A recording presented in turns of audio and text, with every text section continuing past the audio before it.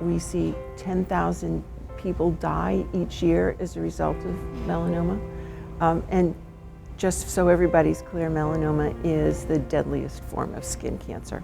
This year alone, about 5 million skin cancers will be diagnosed, 100,000 of which will be melanoma. The Melanoma Foundation of New England is working to reduce that risk through education and programs such as Your Skin is In. And the goal of this program is to raise awareness about the dangers of tanning for high school students and college students. Originally, men over the age of 50 had the biggest risk factors. And that is a result of a couple of things. One, that men who were veterans served in desert-like places. And secondly, many men are outdoor workers.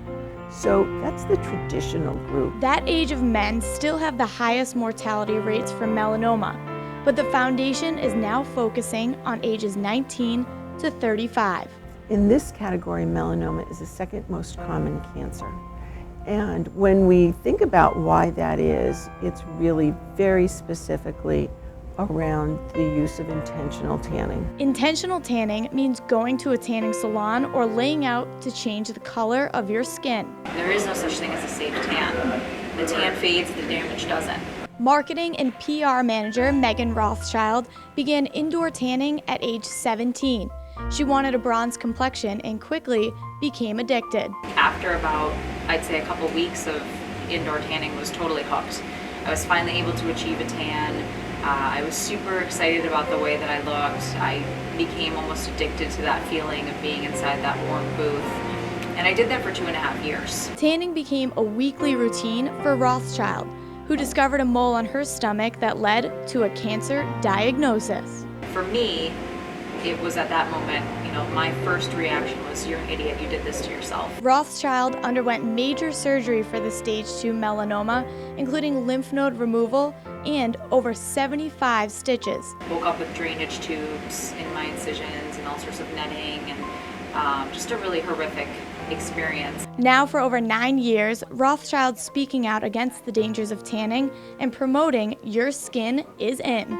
Your Skin is In aims to educate young people about the dangers of UV rays and tanning. The skin that you're born with is the skin you're supposed to have, and that when you change the color of your skin, either by burning or tanning, you're in fact changing the structure of the DNA, and that's what causes cancer.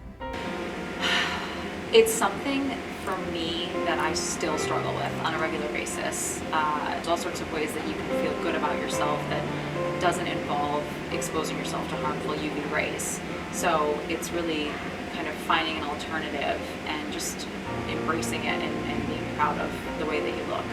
The Melanoma Foundation of New England is also focusing on public education through Skinny on Skin, a program designed to teach beauty specialists what to look for on clients. So many people see a hairstylist, a massage therapist, a nail tech, an esthetician far more often than they actually see a physician. And in this time when skin cancer of all kinds have become growing in epidemic proportions, we need to have more people on the front lines than just doctors. There are two big pieces of this training. One is to learn what abnormal moles and spots look like. How do they differ from moles that are normal? So we teach them these things called the ABCDEs, and they really are a definition of what is new and evolving on your body. The second piece of the training, which in some ways is most important, is how do you actually talk with your client about something that you see on their skin? The organization's also pushing for age restrictions on indoor tanning. In Massachusetts, if you're under 16, you can't use a tanning bed. 16 and 17-year-olds need parental consent. So we're really looking for an 18 total ban bill. You have to make the right choices. This is such an easily preventable cancer. Just be smart about it. The Melanoma Foundation of New England offers many more programs and support groups, as well as teaching tools on their website at www.mfne.org.